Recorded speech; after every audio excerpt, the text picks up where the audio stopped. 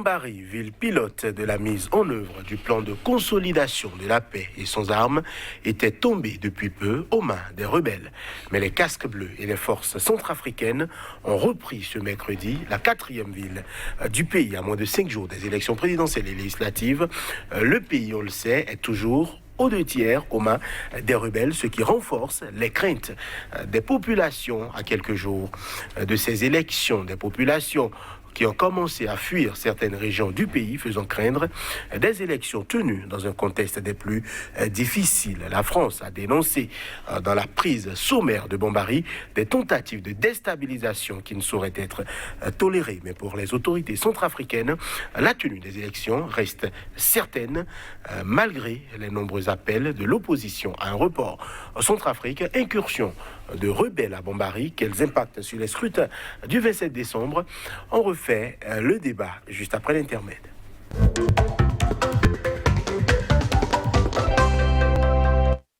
Face à face aujourd'hui, Lamine Cissé, bonjour. Bonjour, journaliste. Vous êtes écrivain expert en communication politique. Face à vous, Souleymane Zad, bonjour. Bonjour. Consultant en problématique du terrorisme, spécialiste des questions de protection et de sécurité. Lamine Cissé, après question pour vous. On a vu, il y a quelques jours déjà, ces velléités des rebelles qui ont annoncé qu'ils n'étaient pas d'accord avec le processus électoral et que s'il y avait un hold-up, ils allaient intervenir. On les a vus avancer vers certaines zones, essayer de couper même certains points névralgiques de la capitale. Aujourd'hui, la 4e ville du pays qui tombe à leurs mains, mais qui leur est arrachée plus tard. Qu'est-ce que tout ceci traduit ? Évidemment, je rejoins ma position du dernier débat. C'est que la démocratie, c'est le pouvoir par le peuple et pour le peuple.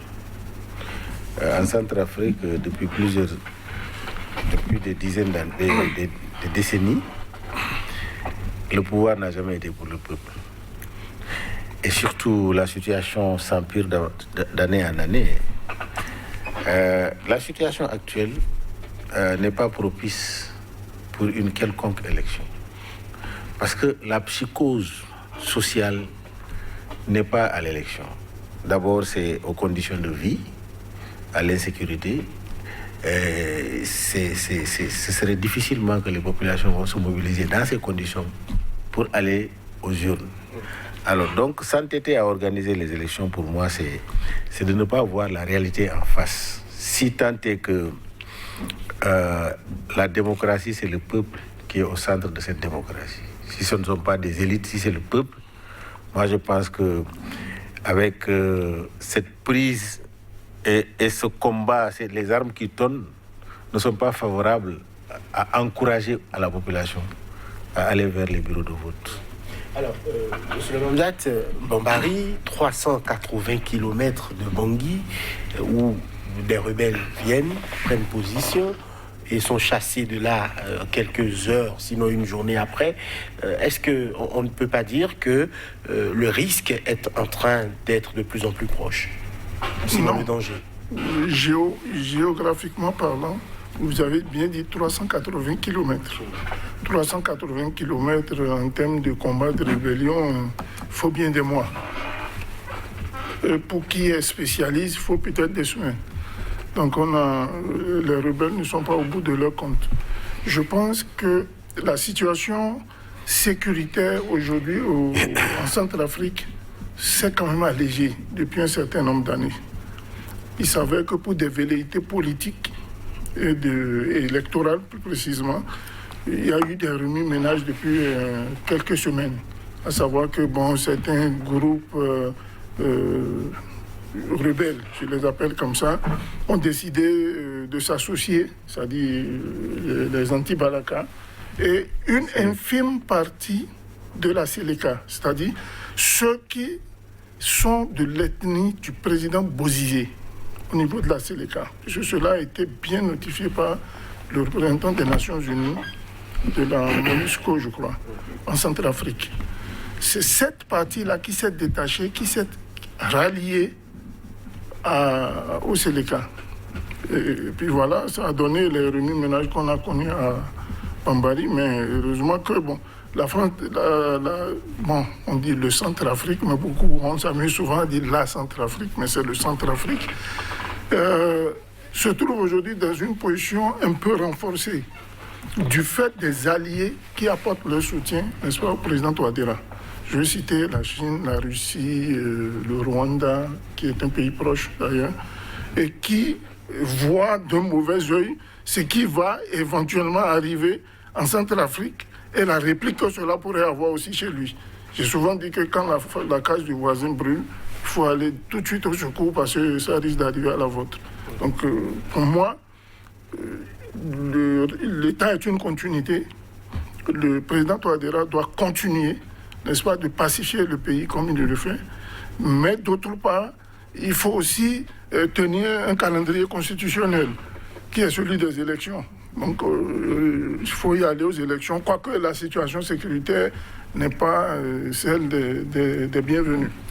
Alors, vous prenez donc l'élection le dimanche prochain, mais il y a des populations qui ont peur, qui ne sont pas rassurées, qui sont obligées même de fuir leur maison pour aller se mettre en sécurité. Est-ce que ces populations-là pourraient être rassurées? Qu'est-ce qui prouve que dimanche prochain, ces personnes-là pourraient vous voter dans le calme et la tranquillité? Ah, si, il y a un déploiement élargi qui se fait, et en plus du bilan de progression, n'est-ce pas, des FACA, les forces armées centrafricaines, qui ont déjà pris 3-4 localités, 3 ou 4 villes. Il ne suffit pas de prendre les villes du point de vue de la défense opérationnelle de ces localités-là. Ils ont déjà fait des déploiements. Il a été même dit par le ministre des Affaires étrangères centrafricain, Madame Temo, qui a actuellement même un recensement qui est fait. C'est vrai, ça se fait à la va-vite. Ça ne répond pas à des critères purement démocratiques. Mais on fait en fonction de ce qui se passe sur le terrain. Et il y a en même temps des distributions de cartes d'électeurs. Je pense que ce déploiement-là pourrait permettre, n'est-ce pas, à ces populations-là de revenir à la normale, de revenir à elles-mêmes et puis de participer à ce vote. Surtout que vous verrez ces derniers temps, tout ce qui a été fait en Centrafrique, c'est qu'il y a beaucoup eu de rumeurs. Il y a une ambulance qui revenait, n'est-ce pas? Il y a eu un accident à environ une 60aine de kilomètres, paraît-il. L'ambulance revenait sur Bangui. Une fois rentrés à Bangui, ils ont le même phénomène qu'on a là-bas, les immigrants, qui ont dit, ah oui, voilà, les rebelles sont rentrés sur Bangui et ça crée... Les mototaxis. Voilà, les mototaxis, ça crée une certaine panique. Donc, ce genre de rumeurs est récurrent aujourd'hui en Centrafrique. Il va falloir que les Centrafricains soient sereins, n'est-ce pas? Ils ne sont pas seuls. Ils ont autour d'eux des forces en présence qui les aident.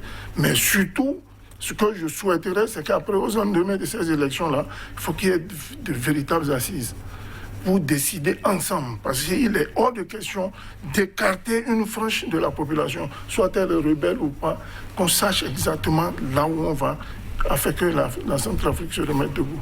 Alors, le Centrafrique du moins. Lamine Cissé, aujourd'hui, on voit, on va dire, la communauté internationale visiblement parler d'une même voix sur le territoire centrafricain. La France qui condamne des tentatives de déstabilisation et met en cause concrètement l'ancien président François Bozizé. Pourquoi a-t-on l'impression que Bozizé joue un rôle central dans cette rébellion-là? Est-ce que Bozizé n'a pas été à un tenté l'allié des Français? Est-ce que la France a joué un franc jeu depuis le problème centrafricain, depuis l'indépendance jusqu'à présent? Non. Ce sont les conséquences de l'implication impérialiste de la France dans la gestion, dans la gouvernance centrafricaine. C'est les conséquences que nous sommes en train de vivre aujourd'hui. Vous savez, après les indépendances, d'autres ont pris les armes pour prendre leurs indépendances. Mais d'autres sont allés à la négociation pour prendre les indépendances. Mais est-ce qu'ils étaient indépendants? Si avant l'implosion de l'Union soviétique, avant les nouvelles données géopolitiques et stratégiques, mais la France tirait les ficelles depuis les présidents qui se sont succédés. Il avait fait partir un président et il l'a fait retourner ce même président-là a tenté en aidant à faire le coup d'État. Donc la France, je crois que en Centrafrique, sa parole n'est pas crédible aux yeux de nous, en tant que panafricains et observateurs politiques. Sa parole n'est pas crédible, d'autant plus que nous pensons que même s'il dit la vérité, qu'en bas, il est en train de faire autre chose. Alors moi, je préfère que la France tire sur les sonnets d'alarme en disant Bozizé ne fait pas, que d'attendre Bozizé dans l'action et le condamner. Parce qu'ils ont toutes les forces, ils ont toute l'armada, ils ont toute la technologie pour comprendre ce qui se passe sur les les plus de 622 000 km² en Centrafrique.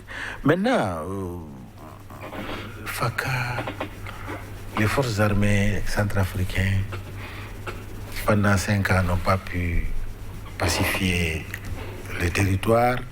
Pendant 5 ans, les 2 tiers sont les partis de non-droit. Les rebelles se le partagent. Et je ne pense pas que ce sont ces élections-là qui leur permettront, n'est-ce pas, de se déployer. C'est pas possible. Alors c'est pourquoi moi, je pense qu'il est bon déjà de faire un préalable avant d'aller aux élections. Toi, tu as voulu qu'on aille aux élections et puis appeler une conférence de concertation pour que tout le monde... Tu sais, l'enjeu, c'est électoral. Chacun veut être président. L'enjeu, c'est électoral. Alors, donc, les gens qui ont les armes, vous ne vous posez pas la question comment ils se nourrissent, comment ils s'alimentent. Quel est l'intérêt qui les pousse à prendre les armes dans un pays vaste? Quel est l'intérêt pour ces gens-là de faire la partition du pays? Est-ce que le président qui est là actuellement est la solution du problème de Centrafrique? Le débat se pose. Alors c'est pourquoi moi je dis, dans cet imbroglio-là, dans cette situation chaotique, parce que c'est chaotique, hein, et la question que mon frère Johannes a posée, c'est une question fondamentale. Est-ce que les populations ne sont pas traumatisées? Si, les populations sont traumatisées. Il y a trop d'assassinats et de crimes en Centrafrique. Et les armes sont à la porte, même si c'est à 300 et quelques kilomètres. Mais les populations vont dire qu'ils sont déjà là. Ils ne vont pas sortir pour aller aux élections. Quitte à ce que le pouvoir fabrique des PV pour dire que c'est cela, parce que c'est cela qui se passe actuellement. Mais si tant est que c'est le peuple qui doit déterminer l'élection qui doit se faire, je crois qu'il faut aller vers le report. Parce que ça, c'est pas décent. Les gens sont traumatisés. Vous les appelez aux urnes pour faire quoi? Moi, c'est mon point de vue. Voilà. Qui dit report dit forcément vide constitutionnel. Mais écoutez, nous avons vu en Afrique de l'Ouest, à un moment donné de la vie de la Côte d'Ivoire, ils sont restés 10 ans sans élection. 10 ans. Parce que le pays était divisé. Et c'était moins divisé que la division qui est partie en Centrafrique. Ce qui est valable ailleurs est valable ici. C'est après une négociation, etc., gouvernement d'union nationale. Malgré tout cela, on n'a pas évité la guerre civile. Malgré tout cela, on n'a pas évité la guerre civile. Et la situation de la République centrafricaine est de loin plus grave que ce qui s'est passé en Côte d'Ivoire. C'est ça. Quand on fait une analyse parallèle des situations, mais c'est la même chose. Il ne faut pas, coûte que coûte, il faut qu'on installe un président qui cherche une légitimité. Mais cette légitimité, une légalité, hein? Parce que la légitimité, elle doit être populaire. Elle ne l'est pas. Donc, un président qui cherche une légalité, même cette légalité-là, du point de vue constitutionnel, n'est pas légale. La Constitution n'a jamais dit qu'il faut faire les élections à 1/3 du territoire et près d'1% des populations qui... Non, mais c'est pas ça, quoi. C'est pas ça une élection. C'est pas ça la démocratie. Si tant est que la démocratie, c'est le peuple. C'est pour le peuple, la gouvernance par le peuple et par le peuple. Et le peuple est martyrisé, le peuple ne peut pas aller au vote. Maintenant, qu'est-ce qu'on doit faire? J'ai vu par ailleurs en Somalie un gouvernement qui n'est même pas sur le territoire somalien, et on dit gouvernement en exil. C'est-à-dire que nos partenaires techniques et financiers, et les institutions internationales, ils font tous les amalgames pour pouvoir toujours avoir la main. À supposer un gouvernement qui est en dehors de la Somalie, est-il un gouvernement?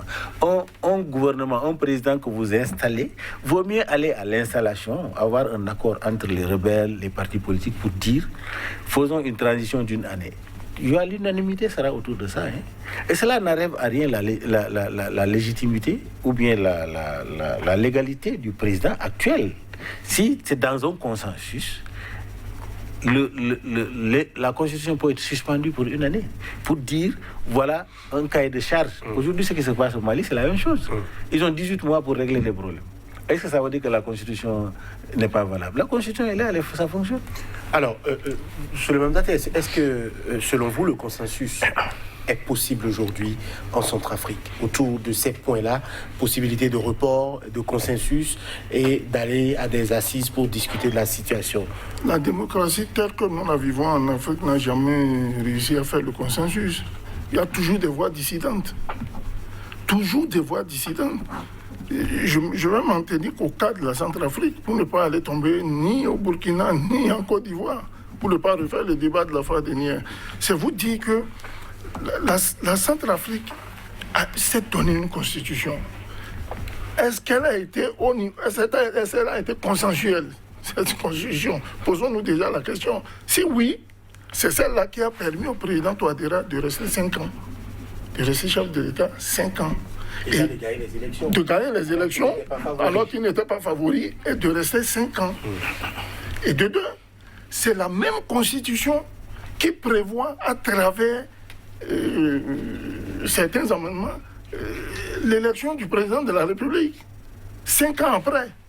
Donc, il y a recours à la loi électorale. Et il y a une date pour ça. Refuser d'organiser les élections à date, c'est verser dans l'inconstitutionnalité. Et si nous versons dans l'inconstitutionnalité, nous rentrons dans une période de vacances de pouvoir. J'appelle ça comme ça. Ce n'est pas une vacance de pouvoir, mais je pense que ce serait une irresponsabilité notoire du président en exercice de ne pas organiser les élections. Ça va nous amener dans un bordel qui ne dira pas son nom. Si le bordel s'installe, ce sera sûrement en défaveur du peuple centrafricain. Donc il va falloir au moins organiser ces élections. L'État est une continuité. Est-ce qu'on est obligé d'arrêter tout pour discuter d'abord avant d'avancer? Non, faisons avec ce qui est là. Ça peut être interprété comme étant une élection partielle. Parce que tout le monde, tout citoyen, c'est un droit constitutionnel, un devoir régalien pour un citoyen d'aller accomplir son droit de vote. Mais s'il s'avère que pour des raisons de sécurité, qu'une zone ou une autre n'est pas accessible à cet électorat-là, mais à cause de ça, il faut arrêter l'État, il faut suspendre la Constitution, nous rentrons dans un coup d'État constitutionnel. Et ça risque de plonger la Centrafrique de nouveau dans les déboires. Et c'est ce que veulent ces rebelles-là. Donc il ne faut pas leur donner la chance d'en arriver là. Il est vrai qu'on peut accepter, concevoir que sur le plan constitutionnel, le vote ne sera pas unanime. Mais dans quel pays le vote est unanime? Même que dans des pays en paix, il y a des bureaux de vote qui n'ouvrent même pas. Il y a parfois même que le bureau il est ouvert à midi et on doit fermer à 17h. Il y a des gens qui ne votent pas. Il y a même que le bureau ouvre à l'heure. Les files sont tellement longues qu'il y a des partisans qui ne votent pas. Alors les votes n'ont jamais été consensuels. C'est ça la démocratie. Je vous ai dit, il va falloir qu'on retourne à nos méthodes. Il faut qu'on retourne. L'Afrique doit se retracer sa voie et retourner à l'authenticité. Pour ma part, je réitère que le processus de pacification du pays doit aller à son terme. Et s'il faut aller par la méthode forte, telle que le font les Nations Unies, avec l'appui de la Russie, du Rwanda et des FACA, il faut aller jusqu'au bout. Ou ils sont obligés de déposer les armes, ils viennent discuter, ou ils refusent, ils se feront mater. Et c'est le cas actuellement, puisqu'ils sont en train de battre en retraite. De deux, il faudrait que nous respectons les lois que nous nous sommes données.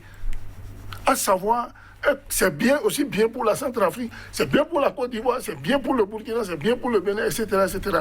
Si nous refusons de respecter notre loi fondamentale, celle-là encore que celle du Bénin, si je prends un guillemets, celle de 90, il y avait quand même un petit, je peux appeler ça un petit consensus. Il y avait des gens qui étaient d'accord. Mais celle qui a été votée nuitamment, là, c'est un truc à part. Donc, on n'est pas dans le même schéma. Il faut que les Centrafricains soient accrochés, mais que ce soit un esprit sacro-saint à cette constitution-là qui leur permet d'élire un nouveau président et de ne pas verser dans le vide juridictionnel. C'est mon avis. Alors, Bambari, on va dire, c'était la ville pilote pour le programme de pacification on va dire, un programme qui tend à unifier les cœurs, ville sans armes. On y vivait bien, les activités avaient repris. Aujourd'hui, Bambari est, on va dire, revenu en arrière. Qu'est-ce que cela signifie que cette ville-là soit tombée aux mains des rebelles avant qu'on la reprenne? Non, mais c'est ça. La République centrafricaine est dans la catastrophe déjà. Lui, la catastrophe dont il fait allusion, c'est déjà dans la catastrophe. C'est-à-dire qu'un pays qui est dans la catastrophe, qu'est-ce qui va faire que ça retombe encore? Dans quelle catastrophe on parle? C'est déjà dans la catastrophe. C'est-à-dire qu'en fait, ça c'est... La situation peut encore s'empirer. Non, mais c'est pire déjà. C'est-à-dire que ce qui est pire déjà, il faut trouver des solutions pour quitter le pire. Que ça c'est déjà pire. La situation en Centrafrique est déjà pire. Alors moi, je crois qu'il ne faut pas qu'on pense que la démocratie, il y a une démocratie qui apparaît. La démocratie est universelle. C'est des principes universels. J'ai toujours dit, si on va vers la divinité même, on va dire que Dieu même est démocrate puisqu'il a permis à Satan d'exister. Il lui a donné un récépissé pour dire oppose-toi à moi. C'est le mal et le bien. Donc la démocratie est universelle, elle n'appartient à personne. Mais maintenant, elle est spécifique. Elle doit être spécifique selon les facteurs, les valeurs endogènes de chaque pays. Mais nous, notre drame est que nous avons importé une démocratie qui ne nous appartient pas. Nous avons un État qui ne nous appartient pas, c'est l'État français. Et nous faisons la démocratie par la langue des autres, pas par notre langue. C'est notre drame, ça là. Donc il faut qu'il y ait les refondations des États. Maintenant, nous avons vu ça en RDC avec Kabila. La situation était catastrophique. Il a prolongé son mandat pour s'ajuster et organiser les élections. Ça se fait, c'est pas... Alors, mais il ne faut pas aussi penser que la Constitution est au-dessus du peuple, c'est le peuple qui est au-dessus de la Constitution. Parce que si la Constitution ne sert plus le peuple, elle n'est pas une Constitution. C'est le peuple qui a fait la Constitution. Le peuple est au-dessus de la Constitution. Donc, il ne faut pas dire que la loi, respect de la loi. Je ne suis pas d'accord non plus. Hitler a créé la loi en Allemagne. Est-ce que la loi là, elle est bonne? Non. Et pourtant, c'est la loi qu'il appliquait. L'apartheid en Afrique du Sud, c'était des lois. Est-ce qu'il faut les respecter? Elle n'est pas bonne. Donc le peuple est au-dessus des lois. Mais on va dire que les lois qu'on a votées ici, etc., les gens sont en train de revendiquer ça, les politiques, pour dire que c'est des lois libertines, c'est des lois qui ont été prises en catimini pour combattre la démocratie au Bénin. Mais est-ce que ces lois-là sont bonnes? Donc il faut l'appliquer alors si c'est bon. Non. Je crois que la loi qui ne fait pas l'intérêt du peuple n'est pas une loi. Bon, le peuple est souverain de se lever contre cette loi-là, parce que le peuple est au-dessus des lois. Donc il ne faut pas... Les lois sont abstraites. Elles sont abstraites, elles ne sont pas touchables. Elles ne fonctionnent que par les êtres humains. Donc la loi, sur le papier, ne peut pas être au-dessus de l'être humain. Ça doit être un code qui réglemente le fonctionnement d'une société, mais ce fonctionnement doit être dans l'intérêt supérieur de ce peuple-là. Et si ce peuple-là ne se voit pas dans cette loi-là, il est libre de se lever et dégager cette loi-là. C'est ça la souveraineté populaire. Donc vraiment, je crois que je reviens toujours pour dire que la situation aujourd'hui en RDC, c'est la méthode et l'organisation qui manquent. Et il y a trop de mains dedans, de mains étrangères dedans, selon les intérêts géopolitiques et économiques. Excusez-moi. Et tous ces mecs qui sont dedans là, ils ne disent pas, c'est pas le même langage. Aujourd'hui, on a dit la Russie, elle est là. Est-ce que le fait que la Russie soit très très proche, est-ce que ça fait l'affaire de la France? Est-ce que la France est en train de jouer le franc jeu? Tout le problème là, nous devons avoir une solution endogène à nous.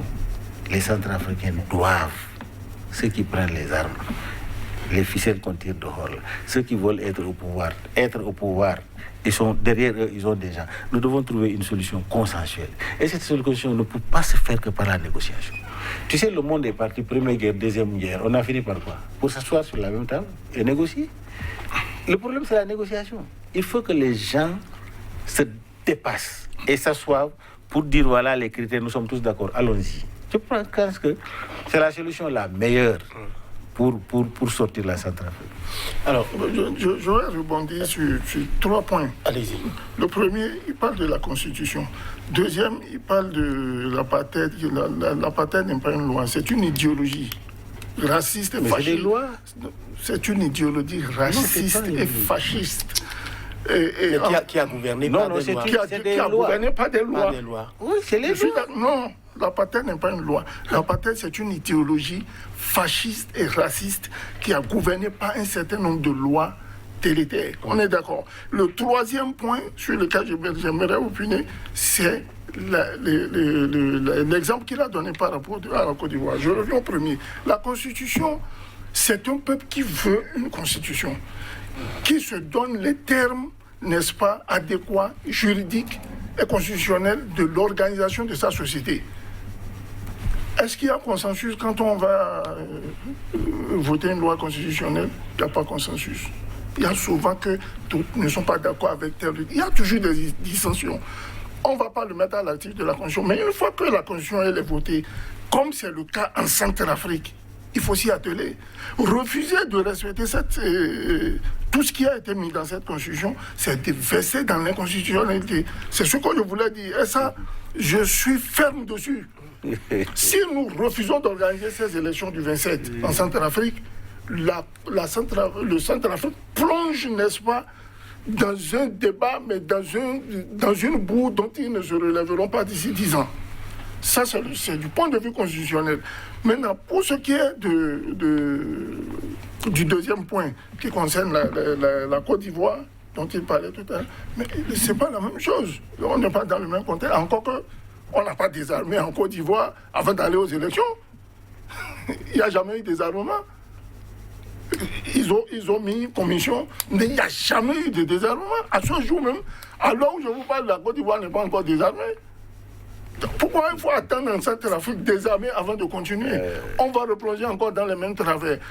Et en dernier point, je dis, l'élection qui va se jouer le 27 là, n'est pas une élection qui est faite en vue de pacifier le pays. Pacifier le pays, c'est un autre débat. Hein. C'est un autre point de règlement des problèmes de la nation. Parce qu'on pacifie le pays parce qu'il y a eu des rebelles. Et bien, on discute avec qui? Avec des gens qui veulent entendre raison. Ceux qui se réunissent là et qui recommencent à plonger la Centrafrique dans un bordel encore renouvelant, est-ce que ces gens-là sont prêts à entendre raison? S'ils voulaient entendre raison, leur leader, le président François Bozizé, qui a décidé de se retirer, et ça je salue sa grandeur, de se retirer après qu'on lui a invalidé sa candidature, mais il s'est retourné vers eux. Qu'est-ce qu'ils se sont dit? Nous, vous et moi, on ne sait pas. Mais nous constatons que sur le terrain, juste après qu'il les ait vus, que les vieux démons se sont réveillés. Et si un État comme la France va jusqu'à le pointer du doigt, nous autres, qui sommes-nous pour faire des commentaires par rapport à ça? Oui, c'est là où c'est ce qui blesse dans le problème de la Centrafrique. Allons aux élections. Le pays la Côte d'Ivoire continue d'être pacifiée à ce jour. On continue. On vient de créer un ministère là, de la réconciliation nationale. C'est sûr qu'ils vont venir parler là-bas des armes aussi. Les armes qui circulent et qui ont permis même de découper la tête de quelqu'un là-bas. Donc la Côte d'Ivoire n'est pas pacifiée. Quand il vous prouve que ayant frappé la Pandjari ici, ceux qui sont venus tuer notre compatriote et enlever un Français de l'autre côté, quand il nous prouve qu'ils ne sont pas encore dans la zone, on ne les a pas retrouvés à ce jour. Donc je peux considérer, en tant qu'expert, que la Pandjari n'est pas pacifiée. Je peux avoir la crainte de ne pas y aller parce que ceux qui ont commis cet acte-là n'ont pas été retrouvés. C'est le même cas. La sécurité, c'est un volet. La politique en est un autre. La politique est régie par les lois constitutionnelles. Si nous refusons d'appliquer ça, faisons un État bordélique. Et là, vous et moi, là, on peut aller là-bas pour aller faire du bordel là-bas. Là, on sait qu'on est dans un territoire où on est prêt à tout. Et c'est même l'occasion donnée à d'autres groupes rebelles et d'autres fractions de se créer. Il ne faut pas laisser passer ça. Il faut aller aux élections, faire le truc, suivre la Constitution, cette loi-là que nous nous sommes donnée et qui a permis de maintenir la Centrafrique debout pendant les 5 ans là. Et après, convoquer une assise nationale. Et vous verrez, ceux qui ne viendront pas à cette assise nationale-là seront les mêmes récidivistes rebelles. Alors, Lamine Cissé, en Centrafrique aujourd'hui, on a l'impression que beaucoup de pays, aussi bien de la zone que des pays très importants sur le plan international, se mêlent à la crise. On a les Russes qui sont présents, il y a des unités privées russes aussi qui sont sur le territoire, on a des Rwandais qui sont là. Quel est l'objectif de ces pays-là et quelle est votre lecture de ce que ces pays-là sont en train de faire en Centrafrique aujourd'hui? Oui, tu sais, les Russes sont là dans le cadre des Nations Unies. Ils peuvent être là-bas dans le cadre privé. C'est comme le Rwanda est venu dans le cadre des Nations Unies, mais Kagame a voulu envoyer dans le cadre des accords. Tout à fait. La Russie aussi l'a fait dans le cadre des accords bilatéraux. Voilà. Donc, vous voyez, ils n'ont pas les mêmes missions. Ce qui veut dire que la situation en Centrafrique est critique, très très sérieuse. Maintenant, c'est important, nous sommes dans un monde de la globalisation, hein, et que la Russie de plus en plus se porte présent, parce que vous l'avez vu sur d'autres théâtres comme en Syrie, etc. Parce qu'en fait, c'est les Nations Unies même, le fonctionnement des Nations Unies même, qui est une gouvernance déséquilibrée, qui n'est pas pragmatique sur le terrain. Regardez depuis combien d'années ils sont en RDC. Ils ont réglé quel problème jusqu'à présent. Et pourtant, ça pompe, c'est des millions de dollars que ça pompe par an. Et cela au détriment de qui? Au profit de qui, en réalité? Mais pourquoi, en réalité? Donc, c'est pourquoi, moi, je m'inquiète énormément pour que, d'abord, si les Centrafricains ne se parlent pas au préalable, pour avoir une feuille de route qui va être mise à la disposition de ces institutions, avec... l'autre fois, il a dit, avec des mandats clairs, des mandats qui ne sont pas des mandats attentistes ou qui séparent les belligérants, mais des mandats qui ont une mission de pacification, de pratique sur le terrain. Ça ira. C'est pourquoi ces raccords bilatéraux-là, entre le Rwanda et la Russie, c'est très bien. Ça va arranger beaucoup de choses. Mais les rebelles, ils ont des armes, ils ont des alliés. Il y a des gens qui leur fournissent des armes. Est-ce que le fait de dire, bon, on va aller aux élections, on va leur imposer cela, est-ce que ça ne va pas envenimer encore davantage la situation? Parce que quand les armes tombent dans un pays pour que le désarmement se fait, c'est très très difficile. Alors donc c'est pourquoi moi je dis, tout cela est lié à des intérêts géopolitiques et stratégiques. Mais je n'entends pas... l'Union africaine est presque absente. C'est-à-dire que je n'entends pas qu'est-ce que l'Union africaine est en train de faire réellement. Il y a une impuissance du continent africain face à ces problèmes-là. Une impuissance totale. Donc, ce qui veut dire que j'ai l'impression que Centrafrique est livrée, complètement livrée. Et la solution, ça peut être endogène. Ce n'est pas une solution exogène. Les Centrafricains doivent faire preuve de patriotisme. Qu'est-ce qu'il faut faire pour couper le ravitaillement des armes? Parce que ces rebelles-là, ils sont ravitaillés par des frontières. Hein. Peut-être qu'aériens, ils sont invités par aériens. Bon, peut-être que Souleymane, mon expert sur le plateau, peut m'aider. Parce que là, je ne discute pas s'il s'agit de stratégie militaire, tout ça là. Mais il faut couper, parce que la Centrafrique a combien de pays, combien de frontières? Toutes ces frontières-là, il y a beaucoup de zones instables. Le Soudan, et les deux Soudans d'ailleurs. Le Soudan qui est partagé. Il y a le Tchad, qui n'est pas... les militaires français sont toujours en Tchad jusqu'à présent. Okay? Le Tchad qui fait aussi face à des rébellions. Oui, c'est là, il y a des Boko Haram, il y a des djihadistes un peu partout. Donc, c'est une base arrière. Le territoire là, vaste, avec peu d'habitation, est utilisé. Bon, il y a des ressources, bien sûr. Il y a le diamant, il y a le pétrole, il y a autre chose. Il y a des terres, il y a le bois. c'est des sources peut-être qui permettent aux rebelles de se ravitailler, acheter des armes. Tout à fait. Le fait d'occuper un territoire, c'est d'en exploiter les ressources. Voilà, aussi. pour moi, c'est pas l'élection qui va régler ces problèmes. Parce que même si le président là, il n'organise pas les élections, il devient le président de facto.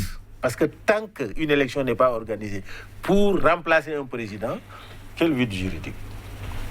Le vide juridique est déjà constaté, d'autant plus que... Si vous dites au Bénin, non, je viens. Ils vont bondir aussi. Je viens. Un président de la République qui ne contrôle que les 1/3 du territoire.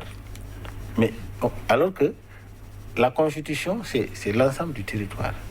Président de la République. Est-ce qu'il y a une République avec 1/3 du territoire et les autres parties?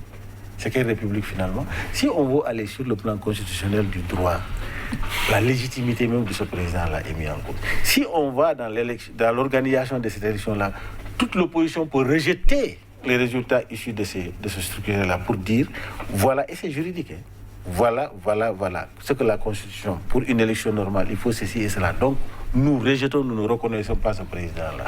C'est pourquoi je crois qu'il faut aller au consensus. Le consensus, c'est possible maintenant. Avec l'aide de tous les autres, s'ils sont sincères, nous pouvons aller. Alors l'Union africaine doit se prononcer par rapport à ça. Moi, je n'ai pas entendu encore l'Union africaine par rapport à cette situation. Alors, sur le même date, votre lecture de la présence, on va dire, de plusieurs pays en Centrafrique aujourd'hui, les Russes sont là. Vous avez les forces onusiennes qui sont déployées. Vous avez aujourd'hui le Rwanda qui a envoyé des troupes pour soutenir, dit-il, son contingent déployé au niveau des casques bleus en Centrafrique. On a les FACA aussi qui sont déployés et qui sont de mieux en mieux aguerris. Pourquoi, on va dire, ce regain d'attention de plusieurs pays pour la République centrafricaine? Je voudrais vous faire remarquer, du point de vue stratégique, que l'opération Sangari est mise entre guillemets. Vous n'entendez plus parler, hein? Ils sont dans leur logique, ils surveillent. Et ça, on parle de la France quand on parle de l'opération Sangari. Mais depuis qu'il y a organisation des élections... l'opération Sangari c'est terminé. On a même replié. S'ils sont terminés, les soldats. Quand vous me dites à moi, un homme averti que l'opération est terminée, c'est que vous pliez bagages, vous dégagez. Vous ne restez pas sur le sol. Ils ont plié bagages. Non, ils sont encore là. Ils sont encore en Centrafrique. Il y a des soldats français, mais l'opération est qui sont venus dans le cadre de l'opération Sangaris. Ils sont toujours là. Ils sont là. Donc ils sont, pour moi, ils sont là. J'ai les ai vus, ils sont là. Mais l'opération est terminée. On est d'accord. Bon, je peux encore accepter que l'opération a terminé. Mais quand quelque chose est terminé, vous devez, si vous ne partez pas, vous devenez de facto une force d'occupation illégale. Donc il faut rentrer chez vous. Qu'est-ce que vous faites là-bas? Je reviens à mon co-débatteur qui parlait des Nations Unies en RDC. Ils ont failli rentrer dans un vide constitutionnel juridique là. Il a fallu que le président Tshisekedi, ce n'est pas le cas du débat ici, ait renouvelé encore pour 1 an. Mais ils sont là depuis combien d'années? Bon, pour revenir à votre question, l'entrée de la Russie s'est faite sur la base des accords bilatéraux. Ils ont eu des échanges, le président Touadéra et le président russe, sur des questions liées à des questions d'organisation de cette élection. Ils viennent pas pour... Ils sont là dans le cadre de la formation des FACA, mais ils viennent en appui. Et là, je parle de l'armée régulière russe qui a envoyé 300 formateurs et conseillers pour les FACA afin de les aider dans l'organisation de cette élection. Et éventuellement, au lendemain, poursuivre par la formation, n'est-ce pas, des cadres militaires. Pour ce qui est du Rwanda, mais le Rwanda n'aimerait pas voir ses soldats se faire fusiller par des rebelles en brousse. Et vous savez que le Rwanda, c'est une armée bien avertie. Elle sort d'un génocide. Donc elle sait quelles peuvent être les implications des rebelles face à ce genre de situation. Donc, elle a envoyé un contingent pour appuyer, d'après leur dit, pour appuyer leurs unités qui sont au sein des Nations Unies. Maintenant, pour en revenir à l'Union africaine, comme dit mon co-débatteur, mais nous sommes à 500% d'accord sur... Mais c'est la vacance en Nairobi, là-bas. Personne ne dit rien. On ne sait même pas. Vivement, nous réitérons cet appel-là au président Idriss Déby Itno, d'aller un peu plus vite dans la formation, lui et ses pairs, de cette armée interafricaine de forces d'interposition. Il faut qu'ils aillent vite et qu'ils ne comptent surtout pas sur ces forces-là parce que ces gens-là ne viendront pas nous aider. Il va falloir qu'on ait un sens patriotique aigu de prise de responsabilité pour que nos pays se dotent non seulement d'une armée, qu'on pense à sortir de cette pourriture du franc CFA et qu'on avance. La Centrafrique, je pense même, elle-même l'un des pays les plus riches de l'Afrique centrale. Hein. Et s'ils savaient, comme vous l'avez dit tout à l'heure, qu'on prend des zones aussi pour extraire les minerais et tout ça là, ça va devenir le centre d'un commerce illégal à ciel ouvert. C'est déjà le centre d'un commerce illégal. Non, ça va devenir, je veux dire en pire. Le centre, c'est-à-dire là, il n'y aura plus de loi, il n'y aura plus de président, ça va être un bordel, comme le Kivu là-bas, et puis chacun viendra faire ce qu'il veut. Dans ce cadre-là, on ne parlera plus de démocratie, on ne parlera plus de constitution, et là, ça va être du fatangé à tous les niveaux. Je ne souhaite pas ça.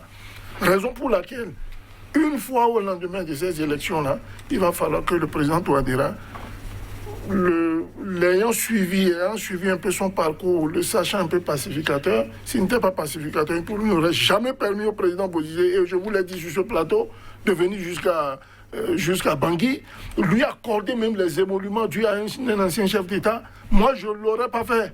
Je ne le ferai pas. Je le ferai mettre aux arrêts. Point. Et ensuite, la loi lui sera appliquée. Ce n'est pas le gouvernement centrafricain qui a demandé qu'il soit écouté. C'est les Nations Unies. Donc il va falloir qu'ils répondent d'abord de ça. Et moi, c'est là où je vous dis, je salue la grandeur nature de sa décision de se retirer. Mais je ne vois pas pourquoi il va de l'autre côté. Il aurait dû rester là, dans son cadre, comme Jotodia aussi, qui lui aussi fait l'objet d'un mandat, je crois. Lui aussi. Mais, bon, le président Touadéra n'a qu'à organiser, et ensuite on verra. Mais il vous reçoit. Il essaie de pacifier, il ne veut surtout pas verser dans tout ce que veulent les Nations Unies, tout ça là, pour ne pas raviver certaines tensions. Il vous accorde des émoluments, il vous accorde le droit d'avoir une garde, d'avoir des machins. Et vous voulez comporter en maître dans le terrain conquis. C'est une vue de l'esprit. Alors, était-ce une erreur d'avoir permis à François Bozizé de revenir en Centrafrique? D'abord, il est rentré par des chemins... Il est arrivé, il a rencontré le président Touadéra. Jotodia aussi est rentré. Ils se sont rencontrés les deux. Jotodia et Bozizé se sont rencontrés. Aujourd'hui, est-ce que selon vous, c'était une erreur de laisser un personnage, on va dire, aussi atypique rentrer en Centrafrique? Il est spécialiste de coups d'État depuis 1982.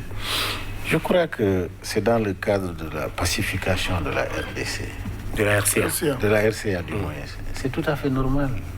Ce que lui, il dit là, si le président applique ça là, ça va embraser encore le pays. C'est pas ce que je dis. Parce que c'est une hypothèse que je mets. Pourquoi l'arrêter? Un président qui est affaibli, qui est assis mais qui est déjà affaibli. Il y a un mandat d'arrêt international qui n'a pas été rapporté. Oui, d'accord, mandat d'arrêt international. On aurait pu l'exécuter. C'est eux là-bas. Un mandat d'arrêt international. Non, délivré par la Centrafrique. Oui, d'accord. Je voudrais dire que si le monsieur là vient, nous sommes dans le cadre d'une pacification du pays. Lui, il n'a pas d'abord réussi à sa mission. Les rebelles ont occupé les 2 tiers du territoire national. Tu as 1 tiers. Un ancien président vient pour dire je viens pour la paix. Et que Jotodia, les gens qui se sont fait des coups d'État viennent. Mais toi, tu ne vas pas applaudir. Tu vas l'arrêter pour faire quoi? J'applaudis. Parce que mais il l'a fait. Oui, c'est ça. Je te dis que c'est une stratégie payante. C'est extraordinaire.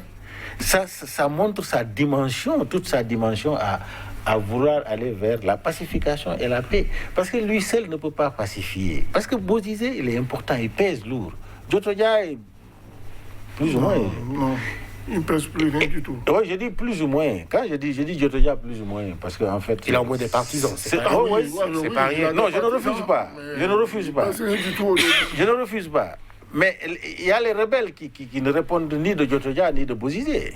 Il y en a, Donc, tout cela, si maintenant Djotodia vient avec Bozizé, ils appuient le président en exercice. Déjà, c'est un poids vers la pacification de la Centrafrique. Maintenant, ce qui a fait exploser les choses, peut-être que c'est le fait de l'exclure à l'élection présidentielle, la Cour constitutionnelle, de l'exclure. Je crois que cela... N'était-ce pas normal? N'était-ce pas normal? Non, pour moi déjà, en permettant aux autres de participer aux élections et que l'élection, d'une façon transparente, de toute façon, le président en exercice va gagner les élections. Celui qui est là, il allait gagner les élections. Il allait gagner. Mais il va permettre à une expression plurielle qui montre que nous voulons aller vers, n'est-ce pas, la pacification. Maintenant, la justice peut se mettre en branle après. Mais pour le moment, au moment où il faut aller pacifier, c'est ce que nous a reproché un peu au Burkina Faso. Au moment où il faut aller réunir toutes les forces, si vous permettez d'arrêter les généraux à mettre les gens en prison, ça amène le pays vers la dérive. Surtout que la République centrafricaine est dans une situation de décomposition très avancée. Donc, je crois que tous les moyens sont bons. L'essentiel est d'arriver vers une paix, une stabilité qui puisse permettre aux Centrafricains de se parler. Donc on aurait pu laisser Bozizé. Mais si on le laisse aller aux élections, les 2/3 des territoires ne vont pas aller aux élections, de toutes les façons. Puisqu'il n'y a pas de recensement, les cartes ne sont pas à ce niveau-là. C'est la partie où le pouvoir contrôle qui va aller aux élections. Comment Bozizé peut gagner les élections? Il ne pourra pas. OK? Il ne pourra pas, mais il aurait participé, ça allait permettre à faire baisser la tension, etc.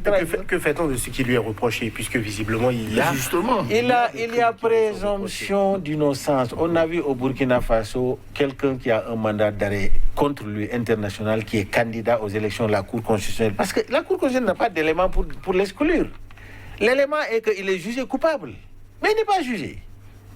Quand même, c'est une violation de la Constitution. C'est une violation flagrante de la Constitution. On ne devait pas l'écarter pour des motifs qui sont dits. Il est présumé. Il est présumé. Jugez-le après, quand vous le jugez et qu'il est coupable. Là, maintenant, c'est ce que je suis en train de vouloir montrer. Votre lecture. Non, je ne pense pas qu'on a la même lecture D'abord, il n'a pas été exclu. Je ne pense pas que le président... Quand on parle d'exclusion, le mot est trop fort ici pour juger la manière dont on ne lui permet pas de participer aux élections. Il est sous le coup de mandat.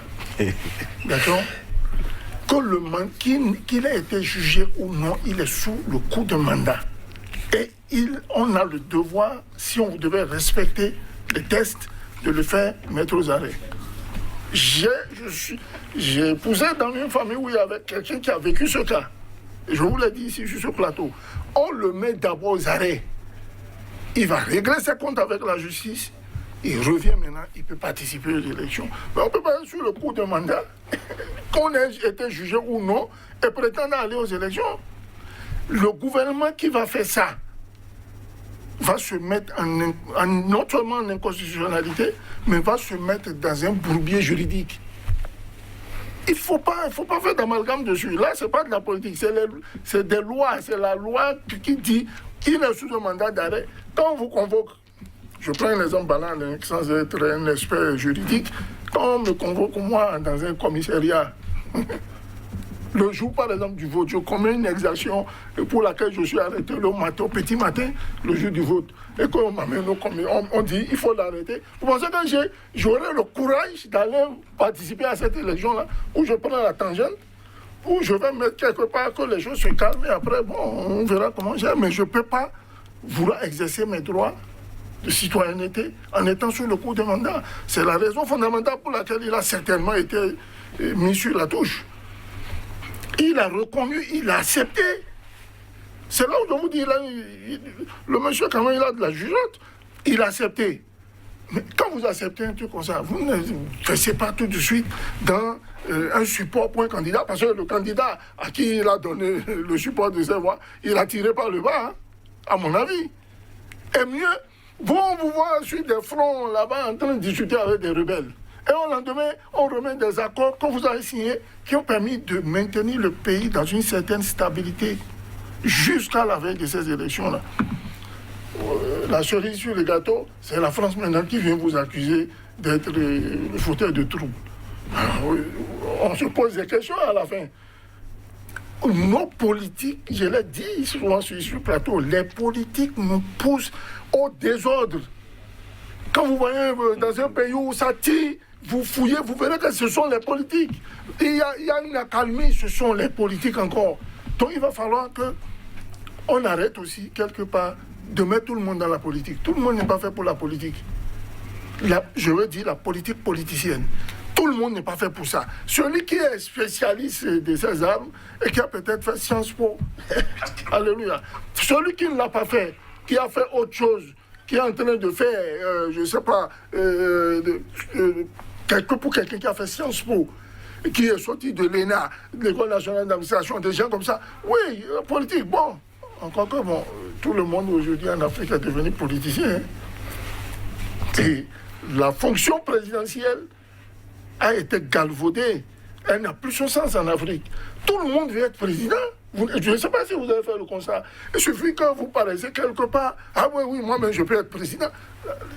Moi, j'en ai approché certains. Ce sont de véritables esclaves.